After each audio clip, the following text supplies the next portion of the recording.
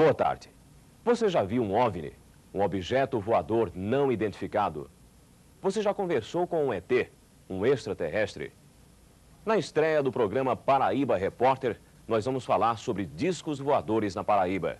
O repórter Rômulo Azevedo conversou com especialistas no assunto e percorreu os caminhos onde foram registradas aparições de OVNIs aqui no estado. E mais, ele conversou com um extraterrestre, ouvindo uma mulher que diz fazer canalização desses seres desconhecidos. Será que os discos voadores e os extraterrestres já estão entre nós?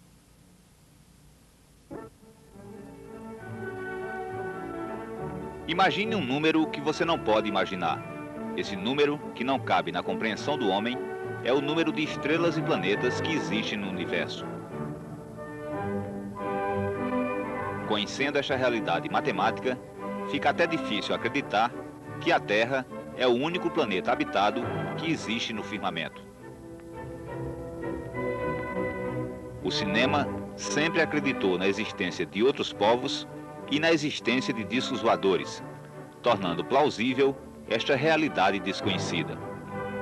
No Brasil, uma carta do padre Anchieta para o rei de Portugal falava sobre a existência do boitatá, um boi luminoso que voava assombrando os indígenas. A carta, datada de 1560, é o registro mais antigo da presença de OVNIs aqui no país.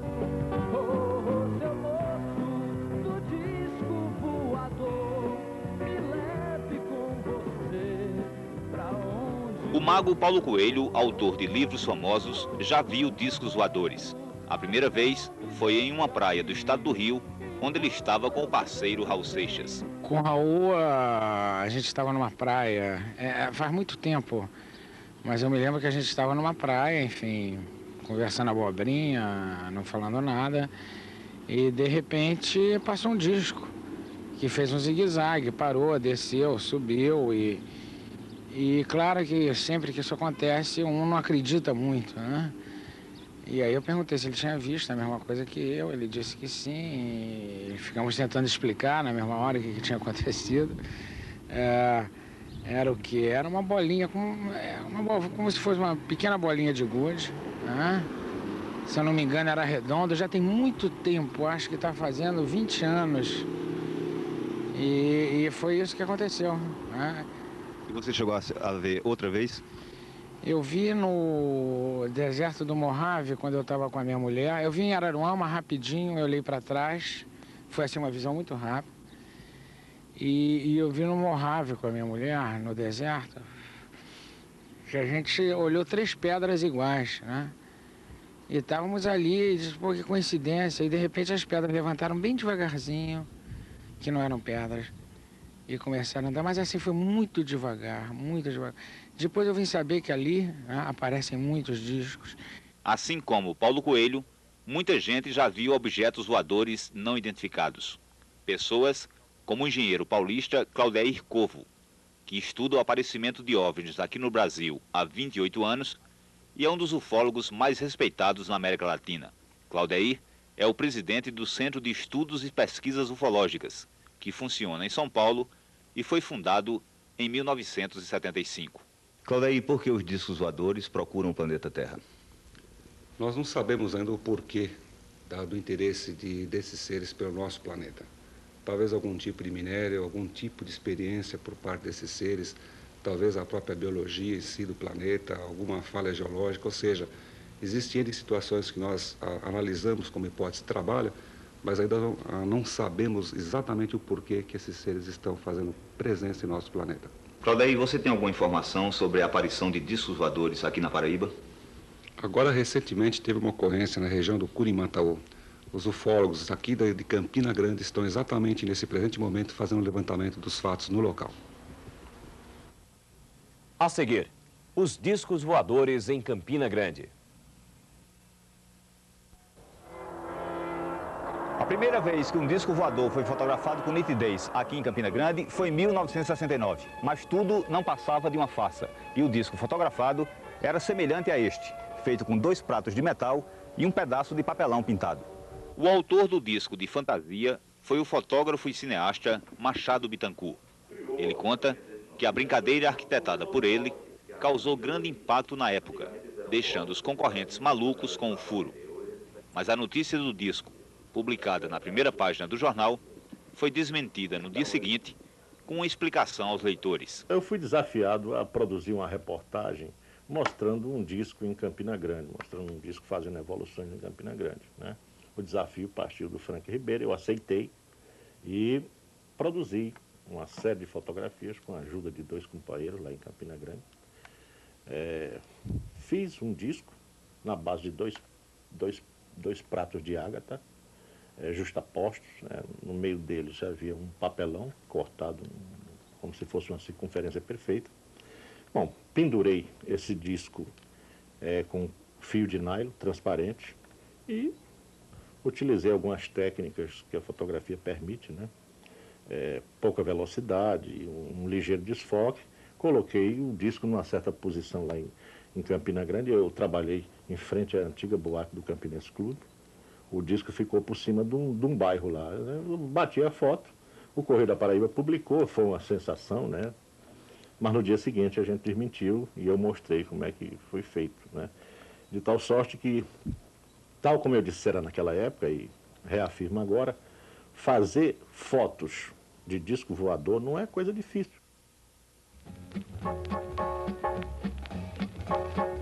Esperada, Marcianita, asseguramos homens de ciência que em 10 anos mais tu e eu estaremos bem juntinhos. No dia 4 de agosto de 1961, o médico campinense Dr. Gilvan Barbosa viajava em uma rural como esta com o motorista e a esposa dele.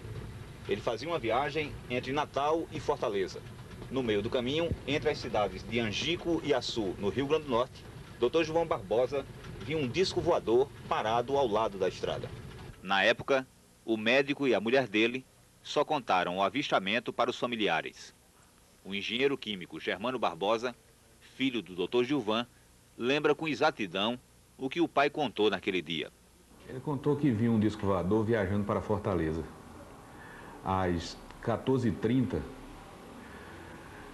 o disco estava parado. Quando o carro passou, ele cruzou a frente do carro e acompanhou o carro na mesma altura, por uns 300 a 500 metros. Lá na frente tinha uma árvore, ele passou por cima da árvore e desapareceu por trás de uma serra. Algum tempo depois, ele conta que o pai voltou a avistar discos voadores. 3 vezes em Campina Grande e mais 2 vezes em Cabedelo. Estes contatos do médico Gilvan Barbosa alcançaram, anos depois, repercussão nacional, tendo sido noticiado em jornais importantes aqui do Brasil e despertado a atenção de ufólogos argentinos que escreveram para o médico pedindo detalhes dos casos. O engenheiro Germano Barbosa afirma também que o pai, que morreu em 1983, teve 2 contatos com seres extraterrestres. Ele teve 2 contatos que ele acredita ter sido com seres extraterrenos. O primeiro foi um rapaz que chamou pelo nome na antiga Flórida, onde hoje é o Calçadão. Moreno alto, bonito, ele disse que tinha uma corrente estranha no pescoço. E começou a conversar com ele sobre o fenômeno que ele tinha visto. E, num determinado momento, esse rapaz disse que tinha que parar a conversa porque ia pegar o avião da Real com destino a São Paulo. Ele, quando veio para casa, passou pela Real e constatou que não havia avião naquele dia para Campina Grande.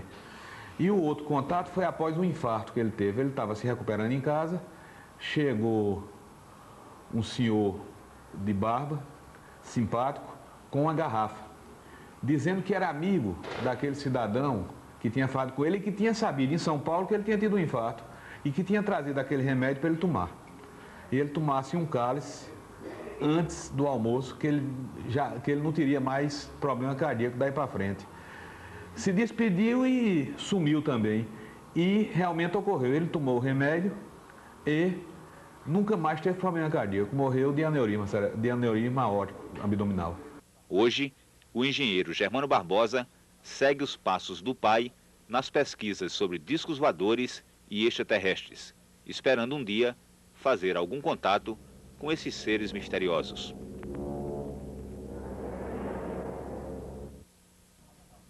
A seguir, as aparições de OVNIs no Curimataú paraibano e a mulher que canaliza mensagens dos extraterrestres.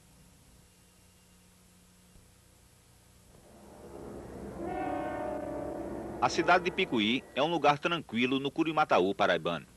É nesta região onde tem se registrado nos últimos meses aparições de objetos voadores não identificados.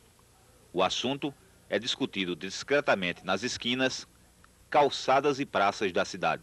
Na noite do dia 23 de maio do ano passado, um grupo de jovens aqui de Picuí vinha de João Pessoa. No meio do caminho, um estranho objeto luminoso apareceu na frente do ônibus. Dos 21 passageiros, apenas um não viu, porque estava dormindo. As estudantes Fabiana Agra e Alessandra Lucena também estavam no ônibus naquela noite. Fabiana, como é que aconteceu tudo? Olha, nós viemos de um retiro em João Pessoa, o grupo de jovens de Picuí, grupo de jovens em Cristo. Era dia 23 de maio de 93, umas 7h30 da noite. E o ônibus, nós notamos uma coisa estranha no céu, um ponto estranho, luminoso. Então, quando vimos que não se tratava de uma estrela, era um objeto, pelo menos desconhecido para nós, o motorista parou o ônibus e nós ficamos avistando o objeto aproximadamente uns 10 minutos. Era como uma fonte luminosa, uma luz, e ela se mudava muito de local. De que cor era essa luz? Era branca, era uma luz como branca, uma luz como de uma cidade.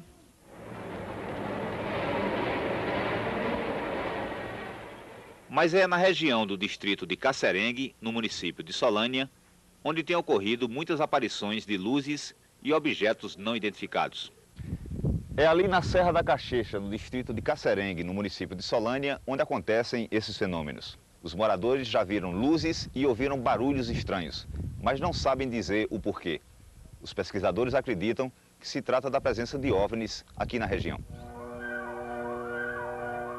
A serra era usada no passado como cemitério indígena. Recentemente, ufólogos da Paraíba estiveram na região para pesquisar os fenômenos relatados pelos moradores. Relatos como o do agricultor Roberto Macena de Oliveira, que já viu muita coisa estranha por aqui. Domingo de noite estava na casa do meu sogro, já de noite, aí a cunhada minha estava assim na cozinha, foi saindo, aí avistou uma bola de fogo atravessando daqui para lá. Agora aqui por trás dos postos, por lado de cá. Aquela lampinha séria, de um avião. Vem olhar, padre Roberto, eu fui olhar, mas não era. Eu digo, não, aquilo não é avião não. Que quando ele chegou igual com o saigado acolá, aí a bola de fogo cresceu, aí baixou, né? Eu digo, não estou dizendo que não é um avião, quando ela baixou, aí certo que não deu com nada, aí levantou de novo, aí seguiu, foi embora. Aqui tem sempre alguém com uma história parecida para contar. Ele ia passando perto da faixa, aí disse que lá vinha aquele claro, chega esquentou, aí ele viu, aí saiu assim pro lado de um Pereira e ficou, botou o burro de baixo, burro mula e ficou. Mas ele tinha pegado ele. Quantos dias faz que o senhor viu essa luz? Faz uns 15 dias mais ou menos, né? E como é que era essa luz? Era uma bola importante mesmo. Ela apareceu aonde? Ela apareceu aqui do lado mais ou menos aqui, nós vimos daqui do lado do Natal, né? E cortou aqui, puxando aqui pro lado aqui, desse lado aqui que a gente chama salgado aqui, né? Ela se movimentava depressa ou devagar? É meio rápida. O ufólogo Manuel de Freitas, pesquisador do Instituto Campinense de Ufologia, conhece bem a região. Ele conta que durante as pesquisas realizadas no mês de maio do ano passado, aqui na Serra da Caxeixa, aconteceram algumas coisas inexplicáveis. Nós fomos com o pesquisador até o local destas ocorrências. Foi exatamente neste local, na subida da Serra da Caxeixa, que começaram a acontecer os fenômenos estranhos. Manuel, o que é que aconteceu? Bom, nós trazíamos vários equipamentos, principalmente um relógio de alta precisão que media altitude. Quando chegamos nesse local, nós percebemos que o relógio não estava funcionando normal. As variações dele não correspondiam à realidade do que nós estávamos acostumados a trabalhar.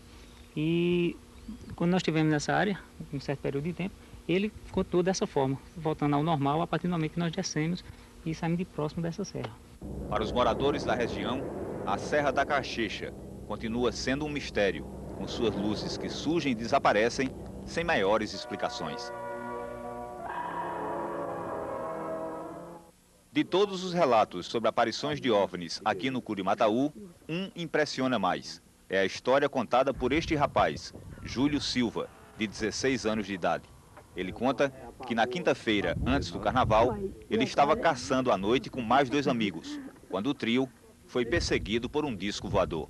Nós ia, né, caçando, quando chegou numa rampa assim, aí o bicho apontou, nós disse, aquilo é o disco, vamos correr. Aí ele ficou, aí nós fomos para debaixo do facheiro, sabe? Aí ele encosta, né, a gente vamos correr, porque aqui não vai dar certo não. Aí fizemos carreira assim no riacho, e aprumemos para debaixo de uma catingueira, aí ele ficou em riba da gente, em riba, e aquele fogo vai para frente, para trás, e grisinha vai no meio. Aí fiquemos por lá até 4 da manhã. Aí viemos embora para cá, pronto. E ele ficou muito tempo parado? Ficou muito tempo, a faixa de umas 2 horas. Era muito grande? Era até meio grande assim, não era muito pequeno não. Fogão, né? E a altura? E a altura é assim, a faixa de uns 300 metros. Conversou com extraterrestres? Não. Não. Até hoje não.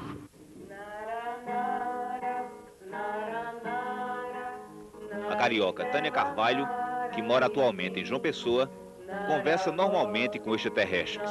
Pelo menos é o que ela diz. A primeira vez que Tânia fez um contato com extraterrestres, ela tinha 13 anos de idade. Tânia, como é que foi essa primeira vez? Eu estava na rua com os amigos e de repente senti uma pressão na minha cabeça e comecei a falar coisas que eu não sabia, que eu desconhecia, falar de mundos, do sistema, de galáxias. Eu achei tão maluco aquilo. Tânia, por que é que eles escolheram você para essas canalizações?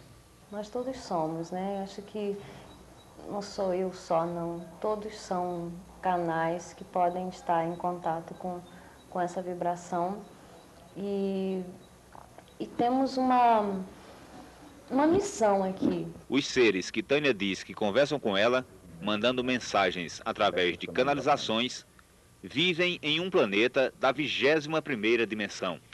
São os seres Ralphs, comandados por Babala Ralph, conscientizador e cosmoterapeuta do grupo. Tânia Carvalho tem um grupo de adeptos que se reúne com ela 2 vezes por semana para receber lições dos extraterrestres. Nós participamos de uma sessão de canalização. A gravação da sessão só foi possível, segundo Tânia, porque os extraterrestres permitiram. Depois de um breve preparativo, Babala Ralph, o extraterrestre, fala pela boca de Tânia. Quando a gente diz, é preciso distanciar para poder enxergar. Na fala, eu percebo que a voz dela está mudada. Ela fala com voz de homem. Muito de perto, embaixo. Assim. Querendo testar os poderes do extraterrestre, faço mentalmente uma pergunta para ele. Mas ele não responde nada. A plateia acredita com fé cega em tudo que vê e se ouve na sala durante a canalização. As mensagens transmitidas por Tânia falam da necessidade de união entre os homens aqui na Terra, mas nada que não tenha sido dito antes por outros profetas. Sem resposta mental, resolvo fazer uma pergunta falando. Por que a Paraíba? Aqui está mais fácil. Eu trabalho lá em cima. Tenho muitos ajudantes. Aqui, esse plano, fora dele.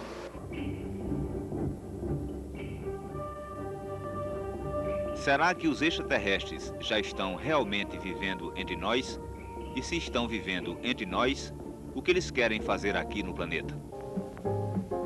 Eu quero um broto de Marte que seja sincero, que não se pinte, nem fume, nem saiba sequer o que é rock and roll. Marcianita, branca ou negra, gorduchinha, magrinha, baixinha ou gigante serás, meu amor. A distância nos separa, mas no ano 70 feliz.